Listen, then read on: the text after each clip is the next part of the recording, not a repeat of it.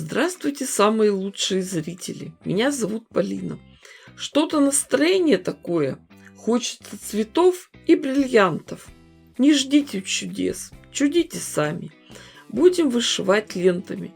Материал это недорогой, вполне доступный. Ленты бывают разной ширины. Изделия получаются очень интересные. Основу для вышивки берите плотную, но она должна хорошо прокалываться иголкой. Можно взять и бортовку, и плотную мешковину, и мебельную ткань.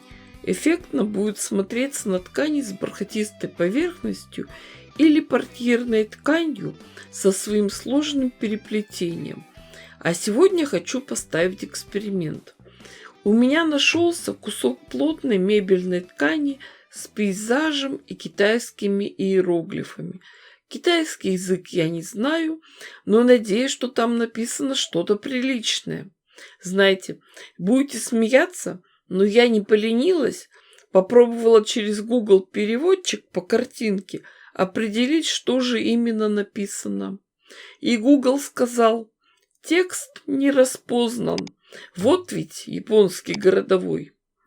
Ну ладно. Вы меня понимаете. И на Марсе будут яблони цвести. Я ни разу не художник, но рисуем икебану. 3 цветка и немного листочков. Цвет, размер, форма придумаем по дороге. Проблемы будем решать по мере их поступления. Для начала сделаем 3 самых крупных цветочка. Пусть это будут розы. Если кто-то скажет, что в Китае растут другие цветы, я вам отвечу: в Китае есть все. Достаточно зайти на AliExpress, чтобы убедиться. Для изготовления одного цветка возьмем атласную ленту шириной 2,5 см и длиной 50 см. Отрежем ее под прямым углом и все срезы опалим, запечатаем огнем. Ткань подносите к пламени сбоку. Если делать это сверху, то она может закоптиться. Уголок ленты сгибаем под прямым углом и начинаем закручивать его в трубочку. Потом ленту отгибаем от себя и делаем небольшой виток. Каждый сгиб тут же прошиваем иголкой с ниткой. Скажу сразу, это не так легко, как кажется. Надо потренироваться. Поэтому сначала попробуйте покрутить розу просто, без иголки с ниткой. Надо, чтобы пальцы запомнили последовательность действий и научились регулировать степень натяжения. Здесь могут возникнуть сложности. Роза может уйти в конус или наоборот стать очень разлапистой. Следите за тем, чтобы с обратной стороны образовалась плоская площадочка. Роза должна лежать ровно. Вот так, шаг за шагом, мы и формируем розу. Каждый шаг, каждый поворот прошиваем и фиксируем. Когда роза готова, ее можно сразу пришить в нужное место.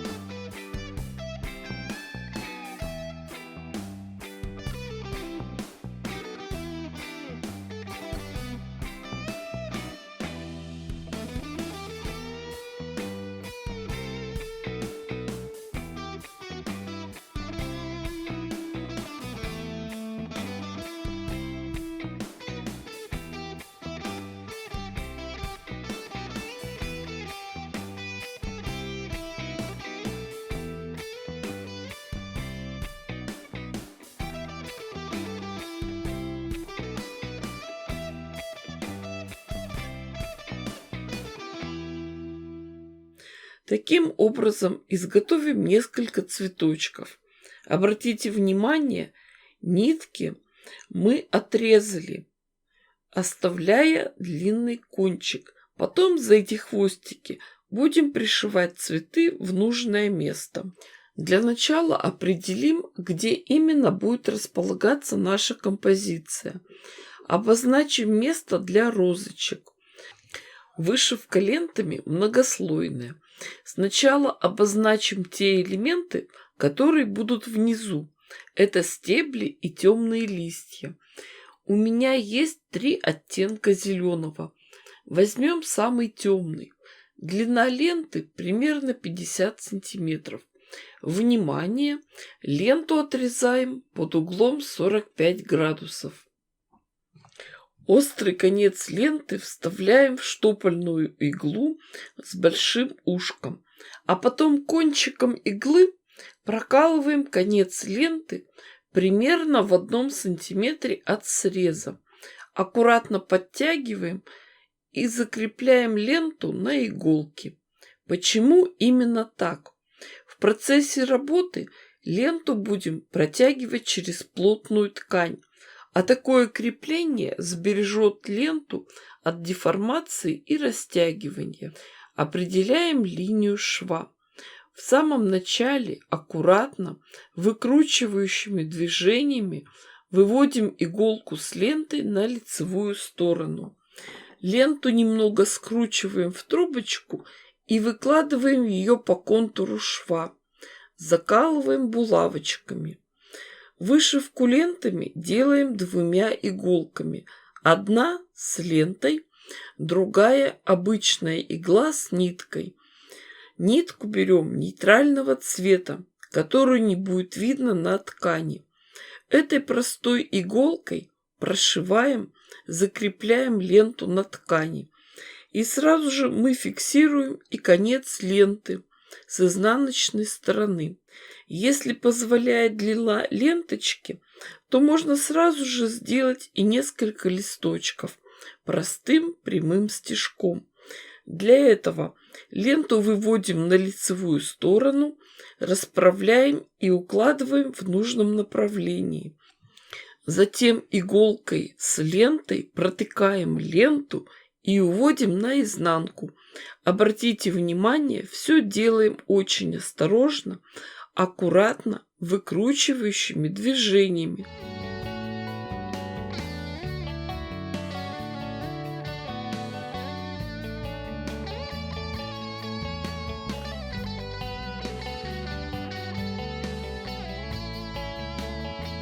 Таким образом прошиваем все стебли и листья. На изнанке у нас работа чистая и аккуратная. Все кончики ленты у нас дополнительно прошиты иголкой с ниткой, но торчащие края дополнительно опаливаем спичкой. Чтобы работать дальше, мне надо видеть картинку. Пришьем на место наши розочки. Фиксировать их будем не в одном месте, а сделаем несколько стежков по кругу.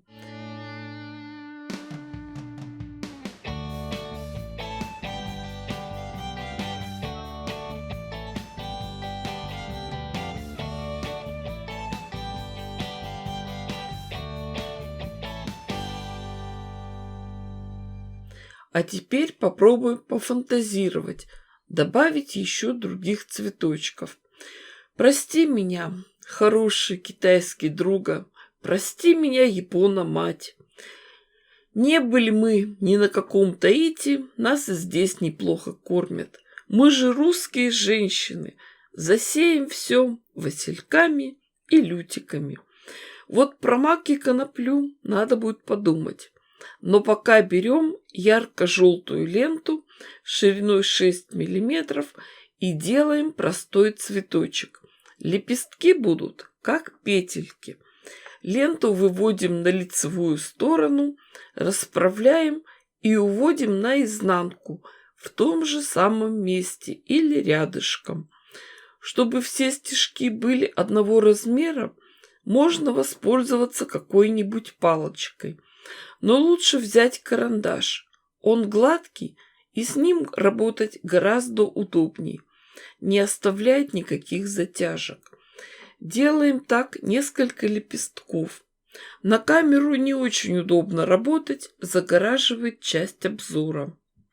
Серединки этих желтых цветочков сделаем из маленьких розочек. Для этого отрезки ленты длиной 3-4 см опаливаем над огнем. А дальше иголку с обычной ниткой выводим из серединки цветочка и на иголку по зигзагу от одной стороны к другой присбариваем этот кусочек ленты. Хорошенько его подтягиваем и пришиваем. После этого еще дополнительно зафиксируем и все лепестки, пришьем их к основе. Количество цветочков, их расположение определяйте сами. Это ваша фантазия. У меня это полная импровизация из головы. Если не знаете, что именно хотите, то можно найти фотографию красивого букета и попробовать его воспроизвести. Лентами разной ширины можно нарисовать практически любой цветок. Когда все цветы на месте, оставшееся пространство можно заполнить листьями. У нас уже есть несколько темных зеленых листочков. Теперь возьмем ленту чуть светлее. В свою композицию я добавила еще немного светло-голубеньких мелких цветочков. Делала их так же, как и белые серединки желтых цветочков. Что это у меня будет, еще не придумала. Кусок ткани большой, можно продолжить этот сюжет, вышить цветы в других свободных местах и сделать большое панно на стену. А можно подобрать рамку подходящего размера и оформить как картину, большую или маленькую. Но что-то мне подсказывает, что не стоит торопиться с завершением этой работы. На ней еще много свободного места, можно ее использовать как обучающую для демонстрации разных стежков и приемов работы с атласными лентами. Сразу же отвечаю на самый распространенный вопрос. Как стирать? Никак. Эта декоративная работа висит на стене. Для защиты от пыли есть несколько способов. Вышивки лентами оформляют в специальные глубокие рамки со стеклом. Но это и дорого, и стекло мешает рассматривать красоту. Мне одна подписчица подсказала, что по завершении работы она обрабатывает вышивку лаком для волос, а пыль потом просто сдувает холодным феном. Ну что, мои хорошие, на сегодня это все. Подписывайтесь на канал, чтобы не пропустить продолжение работы. Ставьте классы, пишите комментарии. С вами была Полина. Всем пока-пока и до скорых встреч!